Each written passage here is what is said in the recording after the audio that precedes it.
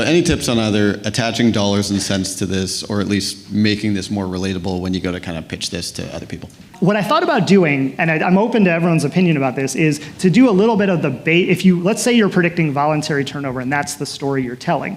Now with turnover ROIs, you gotta be careful because the numbers get so huge so quickly and they're a little bit tired, in terms of analogies to use for what is the value and ROI of what we're doing.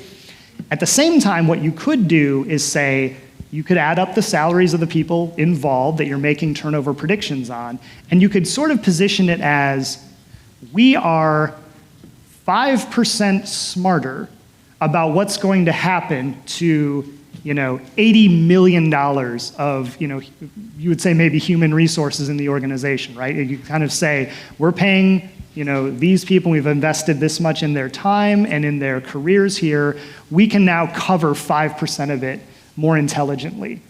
And just be careful, it's never going to be 100%, but you can say we're this much better at knowing. And I think if you are, if Moneyball is a good analogy, I also think, if you just watch the NFL draft and you're thinking, it's kind of a great HR like public thing that happens if you're into football in the US, you could think about how much would you pay to have a 10% better chance of landing the quarterback of the future, right? And again, if you go back to kind of the Toyota and Microsoft thinking from like 20 years ago, remember that you're making $1 million decisions on people. If they're there for 10 years, you're easily going to spend $1 million on all manner of employees in your organization. And they may not be with you 10 years anymore, but still, are we 10% better at managing a $1 billion problem? That feels pretty valuable. Great, thanks.